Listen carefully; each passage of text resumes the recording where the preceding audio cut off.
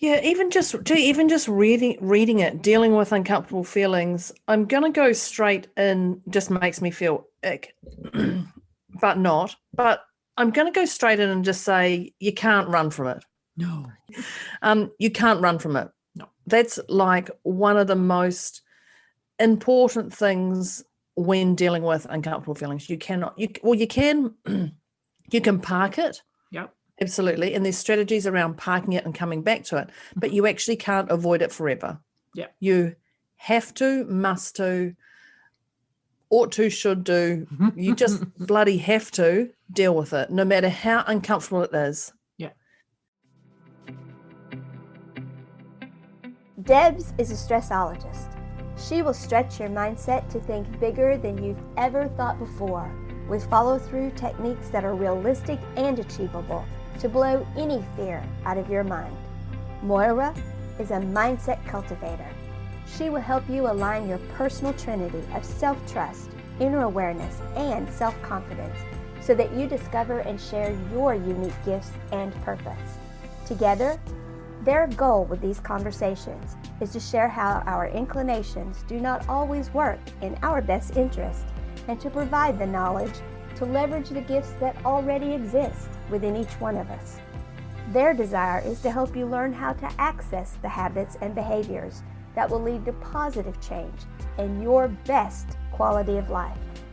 Welcome to your deliciously motivated mindset.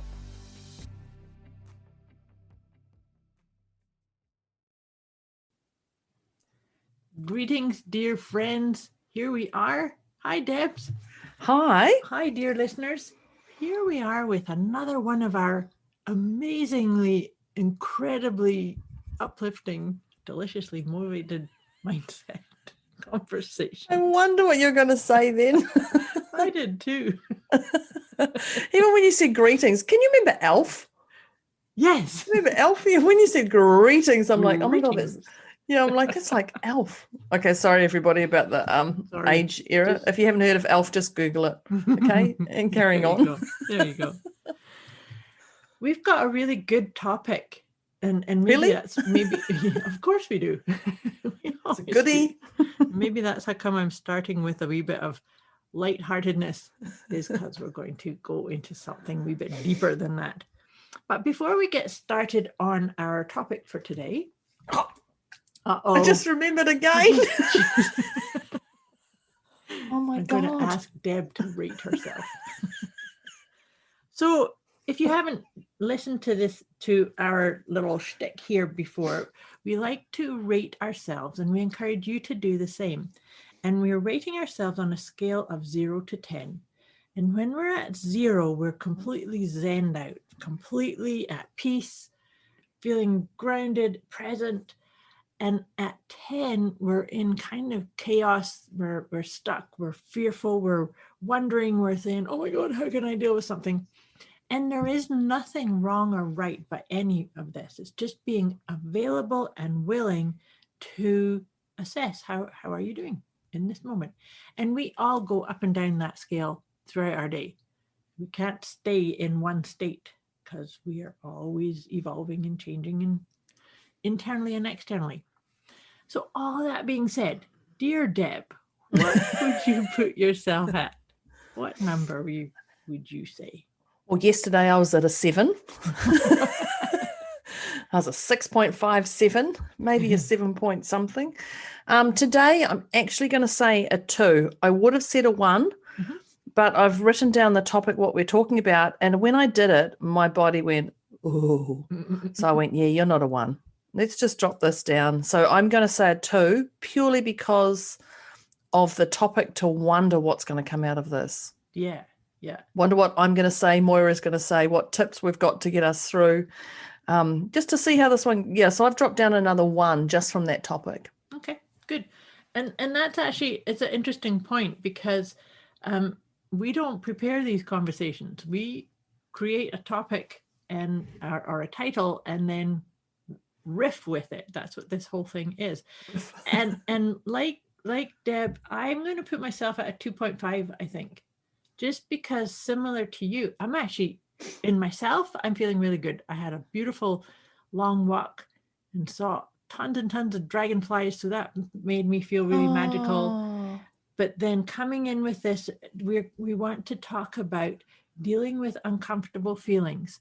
And that does tend to bring up a little bit of an inner dialogue, a little bit of a chatter about that. And to your point too, Deb, it's like, oh, I'm interested to see what nuggets, Where it goes. Yeah. what nuggets will come out of this and where it goes. Absolutely. So do you want to start us off there? Yeah, even just reading it, dealing with uncomfortable feelings, I'm gonna go straight in. Just makes me feel ick, but not. But I'm gonna go straight in and just say you can't run from it. No, You well can't. said. Oh, can you see me, Moira? Yes, I can. The sun's shining on me. You can't run from it. No. That's like one of the most important things when dealing with uncomfortable feelings. You cannot. You can. You can park it. Yep. Absolutely. And there's strategies around parking it and coming back to it, but you actually can't avoid it forever. Yeah. You have to, must to, ought to, should do. You just bloody have to deal with it, no matter how uncomfortable it is. Yeah.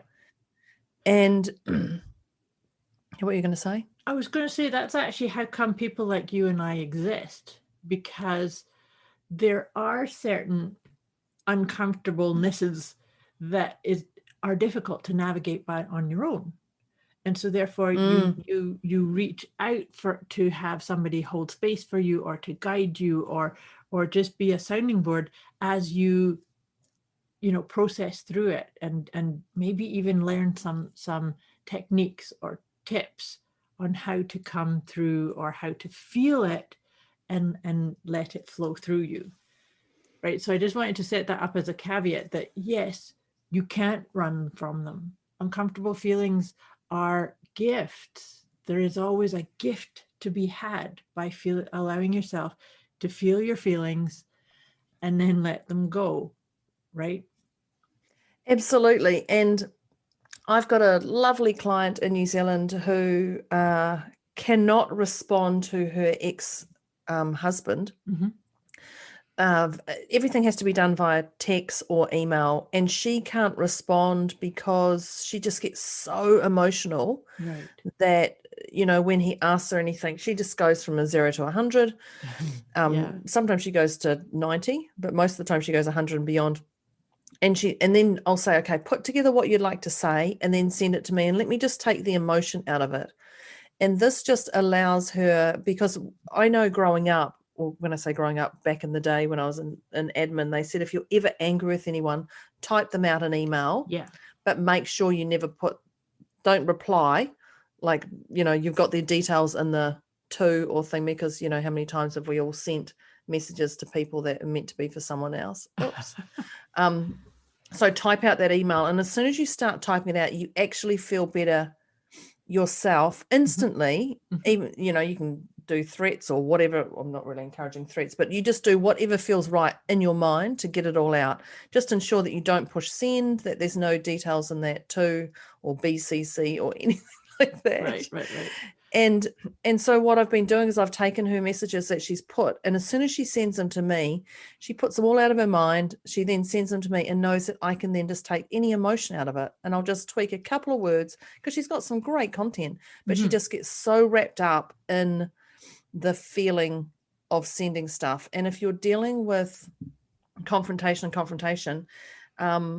people are not going to tap into your feeling. If you say, I feel hurt, I feel sad, I feel this, they're going to go, I really don't care, because I want you to pay for what you're doing. So I'm going to dig even more, and it just allows, so I just take that sting out of it, as I say, sting, and then send it back to her. And she's like, oh my God, you're so amazing. You can do that. I'm like, yeah, but I'm not attached to. Because you're detached. Absolutely. Yeah. And I think that's the thing is, because it's not, I'm not having to deal with it. I'm not having to deal with her emotion or anything. And I've just taken it away. But what she doesn't know, well, she does know because I've talked to her about it, is she's already started the process of healing and resolving anyway by typing it all out. And then she's also delegated it to know that it's going to come back and it's going to be able to be sent. Yeah. But and I really like the fact that you've brought that up, that idea of, when you're angry, or you're feeling betrayed or let down, or have an uncomfortable reaction or feeling. It's so important to express it. So if that means sitting down and writing the email and having it sit in drafts, or sometimes, and I've actually done this in my own healing journey, is to handwrite it. Oh, because there's something about taking the time to actually physically write that is so calming. And it's the key piece here about those, whether you're typing it or writing it, is it's super important. On the first run through, you have to be completely uncensored. You just let it all go. And like you were saying about if you need to make threats or really cuss and swear and just really emote what is that feeling. And then when you do that, what you're doing is you're making a stand for you. You're claiming your own self-worth, that you are worthy of allowing these emotions to flow through you. And this is what happens, is when we do that, they do start to move. No emotion is permanent. What tends to happen, though, sometimes, particularly with uncomfortable feelings, is we can kind of prolong them because we get into looping thoughts. Like, oh my God, I can't say that, and that's terrible, and this is this, right? And so that's the story or the verbiage that's running through your mind that's justifying or explaining or telling a story about what is this feeling. Whereas all feelings just want you to feel them, and then they leave. I never watched, there's a kids program or kids movie, and it was about feelings, and I never watched it, but a lot of people raved about it. Did you ever see it? No, I'm not sure which No, it's it was a kids movie, and it was characters, and they were feelings. Okay. And everyone said to me, Deborah, you've got to watch this. Actually, I would quite like to watch it again. And it was about, I've never watched it, and it's about, like, I'm grumpy, and they're a grumpy feeling and how to deal with things. And it just explains feelings a little bit more. I'm going to definitely look into it. I'll look into that movie. Feelings is something, feelings. But I find the more you run from things, the more they escalate and get bigger. Yeah. And, I'm sure we've all sent messages to people. And, when Moira was saying, we were talking about, send it in that email and curse and do whatever makes you feel right and threat. And that's actually okay. I like to say to people, do the extreme. Yeah. Like go actually the edge. Go crazier than you've ever been before. I'm going to do this. This is how I feel. And you're actually saying stuff that is just so flipping crazy that if anyone read it, they'd be laughing, going, really? Like, go to the actual extreme. And when you go to the extreme, when you look back on it, you giggle. You go, oh my God, look at me. Look at the state I got myself in. And I find you giggle. But it just allows you to go, oh my God, that must have really pushed my button. And it's all part of the acknowledging, instead of just going, you've upset me. This is, because the truth is, when people just don't want to hear, when someone's annoyed, they don't want to hear your other feelings that they've upset you. They've got their own to deal with. Like, I really don't care. I want you to pay. I want you to pay for what you've done. Why aren't you crying? Why aren't you this and this? But, when you go to the extreme, it just allows you to do another feeling of giggle, another feeling of releasing your attention. And I love the idea of handwriting, because handwriting does another realization of your neuroplasticity of changing the brain function. Precisely. Yeah. Of pen to paper. I mean, I'm forever got my pen and jotting things down, and then I go, oh, I need to keep that. So then I'll type it into my notes. And it's just another confirmation of you telling yourself this has to be done or whatever it is. Yeah. But when you say dealing with uncomfortable feelings, what is labeled uncomfortable? Because uncomfortable can be ick feelings like, oh my God, I really don't like that person. But it can also be love feelings or, oh my gosh, I'm having this feeling for somebody. What does this mean? I've never felt this before. So what is uncomfortable feelings? How would you describe uncomfortable, Moira? I think it has to do with the reaction that you're having in your mind about it, right? Because, like, to your point, that was a really good point. that if you start having love feelings for somebody that in your head is, I shouldn't feel that, or it's not okay to have these feelings, then it's going to feel uncomfortable, right? Because, oh, I shouldn't, so I'm going to repress it or pretend I'm not, right? So I think that uncomfortable feelings tend to make us jump into our head, right? I'm thinking about somebody who maybe has a fear, and then they'll justify why they have the fear, or they might bury it, like you're saying about what's that saying? What you resist persists. Yeah. So if you keep saying no, people like me don't have those feelings, so I'm going to stuff it down. Yeah. But then it's almost, and then like, the universe goes, yeah. We've got one, team. Yeah, absolutely. Right. So think about maybe you see something that brings a tear to your eye, and you just feel like crying. Yeah. That's okay. Whether that's crying because tears of joy or I tears was just going to say, even that crying could be, oh, wow, that's a beautiful piece of music. Or, Yeah, oh my yeah. gosh, that reminds me of my nana. Yeah. Or, oh, wow, that's sad. Or anything, Right. any of that. And so that's part of your feelings, your emotion. That's right. Anything that stirs up. And your feelings sit in your head, but they also sit in your physical form. That's exactly right.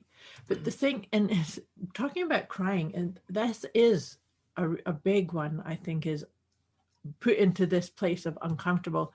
I think over the years, the amount of times that I've either done a reading for somebody, or I've had a deep conversation about some situation, and they start to cry. And crying is actually a release. A good thing, and it's something that should not be restricted, dismissed or restricted. And so the amount of times where you'll see, and I know I've probably done it myself in certain situations, where you start blotting your eyes and sorry. Yeah. The amount of times people have apologized to me for crying, it's like, no, because that is actually being dismissive of your own uncomfortable feelings, and they're actually still a gift. We're here to experience the full spectrum of emotions, right? Crying, absolutely. Crying is a great one because it really just brings it straight to, it's like boot camp. What's my problem? Yeah. Crying. Okay, boot camp. It's right here. I can't deny it. Yep. It's everyone can see it. If people are around, oh my God, I need to deal with it. So crying is the ultimate kick in the stomach of, you got to deal with this. Yes. Chicken licking, you can't run from it anymore when you're crying. And then there's different levels of crying. And if you're crying because you're sad and you're actually literally hyperventilating crying, snot dripping, can't breathe crying, although you can because you're still crying, and you get to that state, you need to deal with that. You need to stop suppressing everything that's gone on. And you may have held it in for 3 months, you may have held whatever it is in for 2 days, you may have held it in for a year.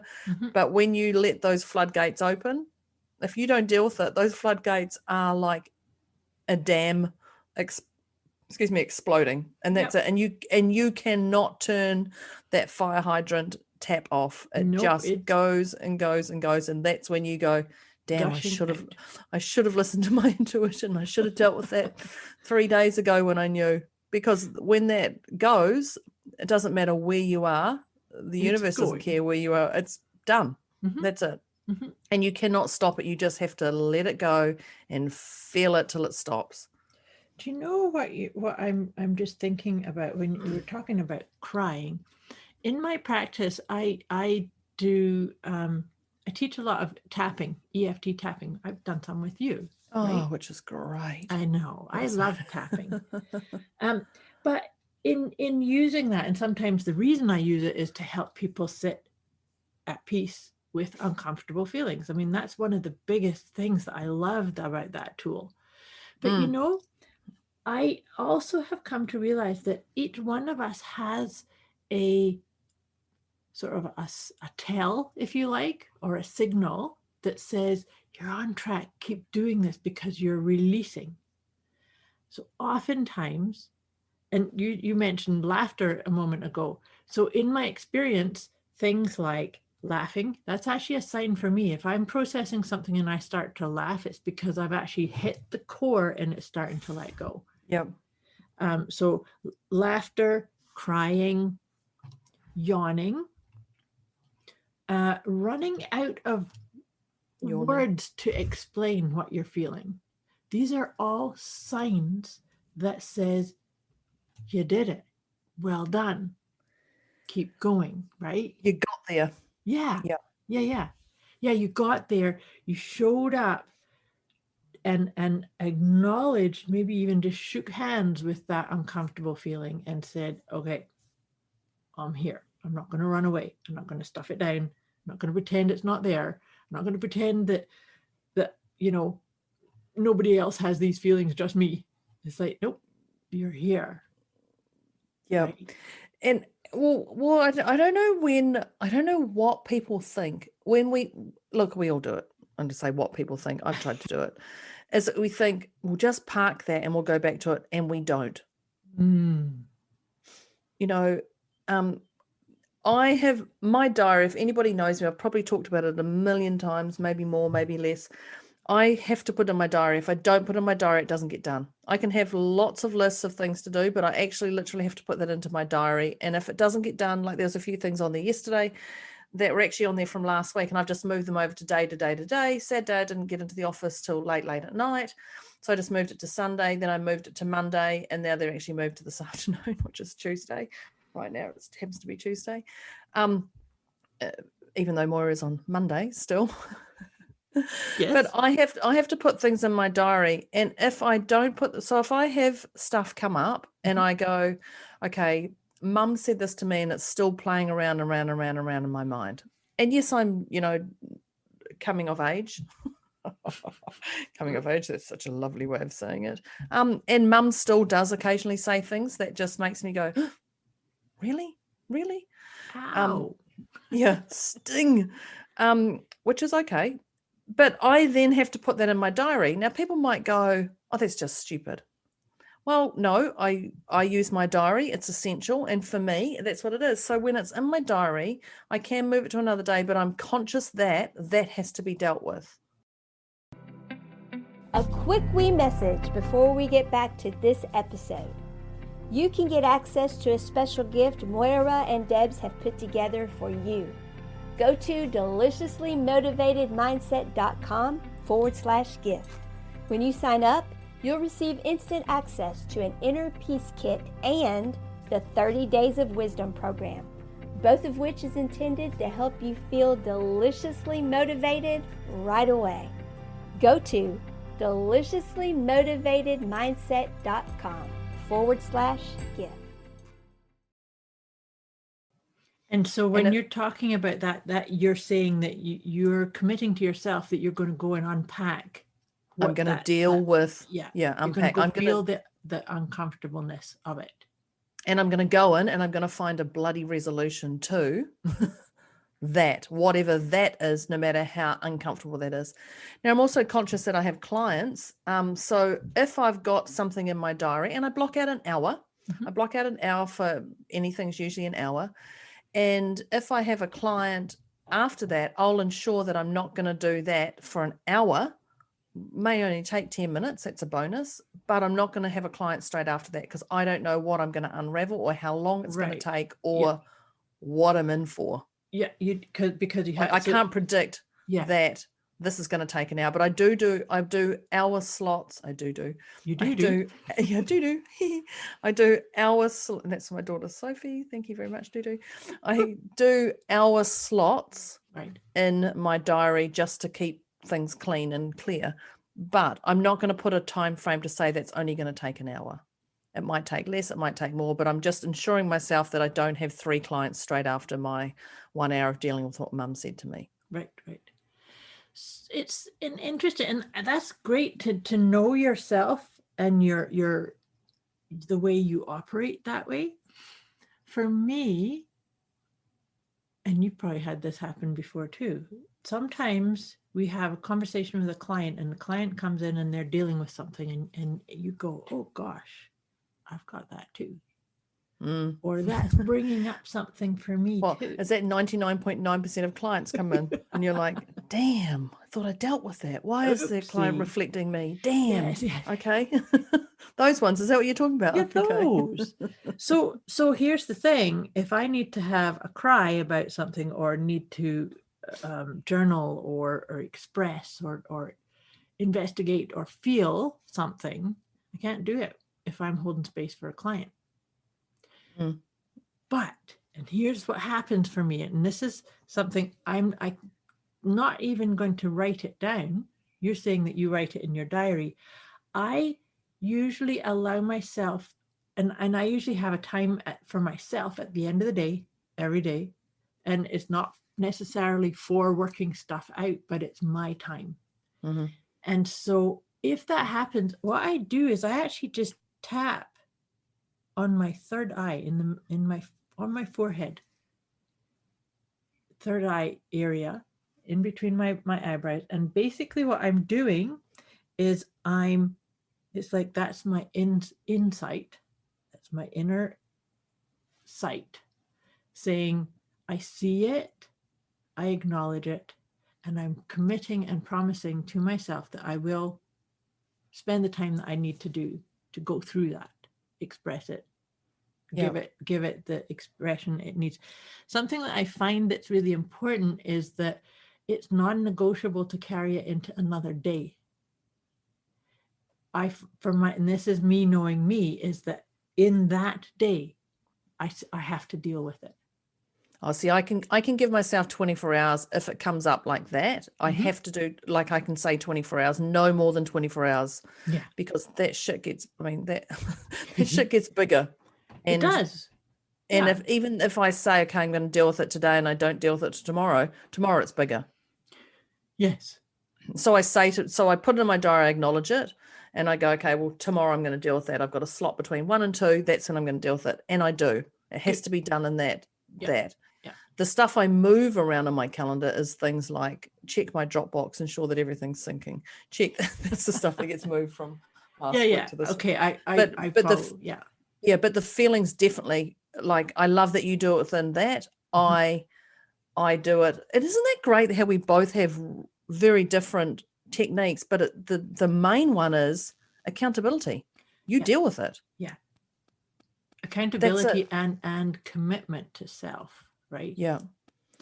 Well, it's all about your self-worth. Also, I know I can't be the best stressologist out there if I've got my emotions running me.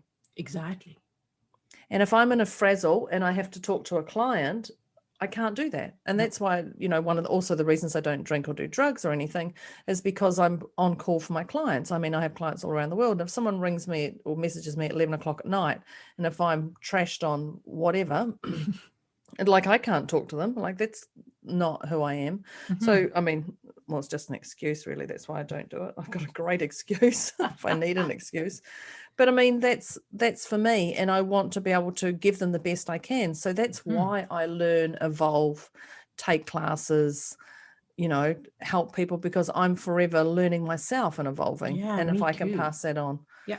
So yeah, you're the same. Yeah. Although you remember all your mentors, you remember all their names. And I read this book by so-and-so and it's on this page and this is what they said. And I'm like, oh, great. I remember reading something like that. I can't remember exactly what they say. I don't remember all of them. But to your point too, is that I am always doing like my next, what's my own evolution? What's it calling me to do? Is there a book? Is there a course? Is there an ism? Is there a reading? Is there... And that alone is an uncomfortable feeling. That alone can be labeled uncomfortable feeling, because it's like, okay, well, what's next for me? I want the next juicy thing. Oh my gosh, knowing that you have a challenge, you deal with it, you plateau, you go, wow, it's not as bad as what I thought. And then you go to the next level of challenge. And then you go to the next level of challenge, and you're constantly stepping up. But each level challenge or chaos or whatever, each level, if you just label a level, is uncomfortable because you don't know what's around the corner. Initially they're uncomfortable, and then once you sit in it, and that's the biggest piece about dealing with uncomfortable feelings, is that it's having the awareness that all you have to do is take that one step, and it does not matter how big or small that step is, just the one step. Yeah. And then you actually will start to feel, oh, I didn't all completely dissolve into a big heap of mush. Right? Yeah, well, it's when you look back and you go, actually at the time you're like, this is the worst thing that's ever happened to me. Like, I don't know how I'm going to get through this. Oh my gosh, and then you get through the other side and then you're like, oh my God, that was it. That's it. That's it. I remember I had a very hideous, I would say hideous experience when I was younger with some people. And it was just one of the, just icky. And I was talking about it recently in Clubhouse, and somebody said, oh, what's one of the worst things that ever happened? And I just said, oh, blah, blah, blah, blah, blah, blah, blah. And I said it with no emotion. And I just said, oh, yeah, people didn't even know the story about me. And I just blurted out this whole story. And everyone was just like, then they actually shut the thing down. They went, okay, and we're going to end it on that one. It's like, okay. But the amount of private messages I got saying, you're so brave saying that, I couldn't understand how you could say what had happened to you and you didn't cry and you had no emotion and, this. And I wrote back and I said, because I'm completely neutral to that now. Right. And I've completely let any uncomfortable feelings of that situation go, that I'm so neutral, I can talk about it with but I'm not crying, I'm not going, oh my God, this is so bad for me. And it was a very icky situation, but I've completely neutralized it. And when I say neutralize it, it is so neutral that it's plateau boring now. It's just a story. And it was amusing to have other people come to me and say, oh, I can't, I'm so sorry that happened to you. I can't believe that happened to you. Oh my God, I'm so, what a horrific thing. And it's so nice to hear you on the other side of it. And I was really still like, wow, it's no biggie. Right. To me, it's no biggie. But looking back on that, it was interesting now to see those other people's reaction to the way I handled that situation, my feelings. And that was just something really interesting to come back on. I love that, because my uncomfortable feeling story, and I've shared this with our listeners before, I'm sure. I know I have with you, about my being in a cult and so I've told that story, and like you, I can tell you. Yeah, you're neutral. Story. I am totally neutral. Yeah, with even laughter. Yeah, absolutely. But here's the big piece, and I think that this is my own learning, is I don't believe that we are ever in any kind of situation ever that we cannot get through. Because otherwise, why would we be there? I concur. And so sometimes, and in looking into my past, sometimes that's all you can hold on to until it presents itself, or until you see the gift or the higher learning from it. Do you know what I mean? Yeah, and I guess one of the skills I know I have, and I know you have, is you can pick up when people say, oh, I'm okay with that. Yeah. And you can pick it. In fact, what were we doing last night? I was sitting with my partner and we were watching The Apprentice. I got The Apprentice in New Zealand, and the lady was just saying, oh no, I'm okay that they did that. And I turned to my partner, I said, did you hear that? Did you hear the voice break? Did you see the facial reaction to it? And she was like, yes. And I said, now that, do you think that's a lie or a truth? She was like, oh, that's a truth. And I said, no, go back. Did you hear the thing? And she's like, yeah. And I said, so that's a lie. And when you overemphasize sometimes, it was quite amusing because my brain just constantly ticks like that anyway. So I'm thinking when people say something or whatever, I'm going, is that truth, lie, truth, lie, truth, lie? It's freaking annoys me the heck. but it's one of those things I have. And you have the same. Hardwired. Yeah. Yeah, definitely. But you hear that stuff. And so there's definitely, oh, I'm neutral to that. Or I'm okay with that. Or then why are you bringing it up? Why are you bringing it up 10 times in the last 3 minutes? Because are you really? Yeah. Like, we're not stupid. Nope. We're not stupid. And if we can actually hear ourselves talk, I think we would treat things differently. Yeah, no, that's it. And it's really interesting what you're saying about can we hear ourselves talk? Because that to me is there's an invitation here that says, take a few deep breaths, maybe even put your hand over your heart so that you can really be authentic and use a different rhythm. What I mean by using a different rhythm is maybe you need to just contemplate a little bit. Are these words my truth? Or did I hear them somewhere else and now I'm just repeating them? And sometimes a person just saying, oh, I'm okay with that. And that's just something that they heard somewhere else. To your point, not okay about it. Tell the truth. Yeah. Well, I mean, even I know when I first started mentoring under Dr. John DeMartini, one of the things we used to be told is we had to record our consultations and then translate it, listen it through, and then go to him for feedback. And just hearing the stuff you say, you're like, oh my God, do I really say that? Do I really say that all the time? Do I really say that? Gosh, I completely dismissed that. And it really got me present to what I say and how much I missed. So I became a sharper listener at that time to really learn from that. Now, that was uncomfortable feeling.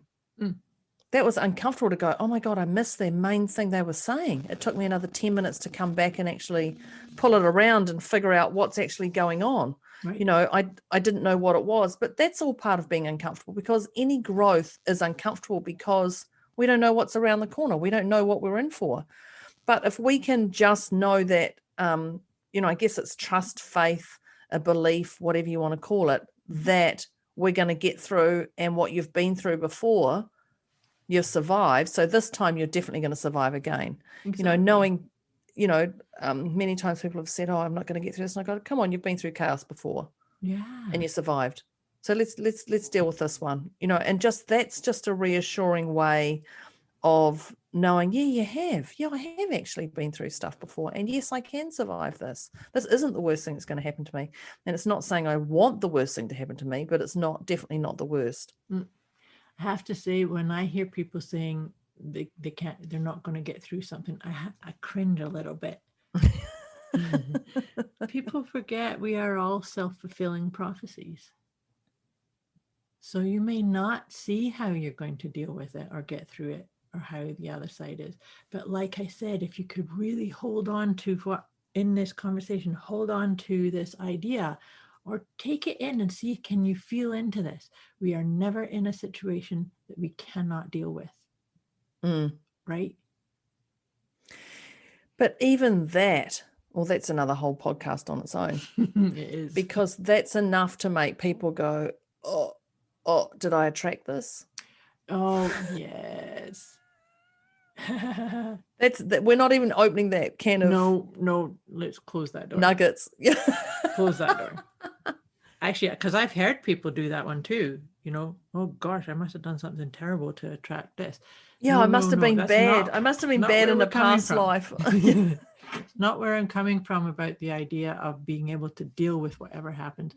The fact is that you're in this life, and every situation, ultimately, even the dark ones, the shadow behaviors, they're for your highest good. Right? Yeah, I agree.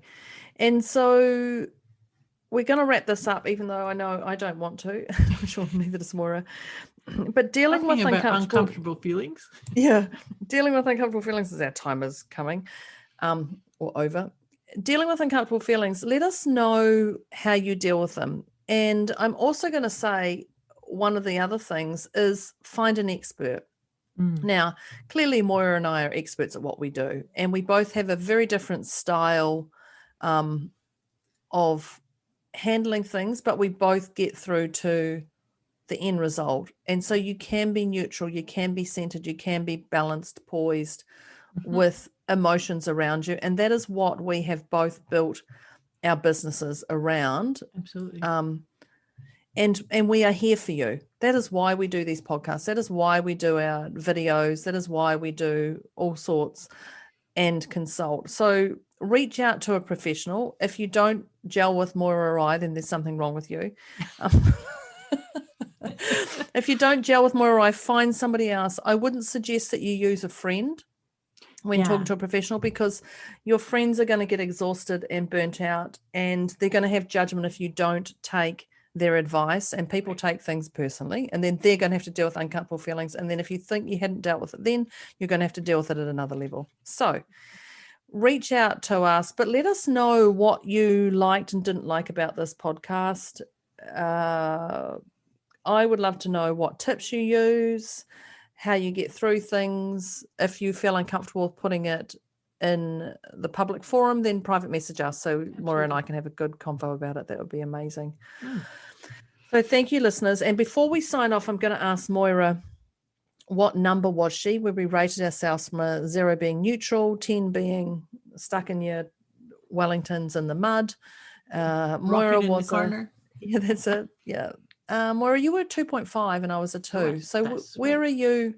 Where are you now, sitting with yourself and your soul and your heart, and with our conversation of dealing with uncomfortable feelings? I've loved this conversation. I thought I was fascinated to see how it unfolded, and so I'm actually at a 0. I'm not surprised. Perfect. Where are you? I was a 2. I'm going to say a 0 as well. And the reason is that because I was a little bit nervous. How is this going to unfold? Dealing with what are we going to talk about with this? And I feel really just beautiful. I just feel really beautiful inside after our conversation. And I trust that our listeners could hear that and they feel the same. Yeah. We'd love to hear what your number was at the beginning and where it is now too. And knowing yesterday I was a 6 or a 7 or nearly a 10. So thank you. Thank you, listeners. Thank you for participating today. Let us know what you liked, what you didn't like. Thank you, Moira, for your wisdom. Thank you. You know, I love these conversations. I know, they're goodies. They're goodies. And that's Debz and Moira signing off from our deliciously motivated mindset and dealing with uncomfortable feelings. Thank you very much, people. Thank you, people. Take care. Bye. Bye.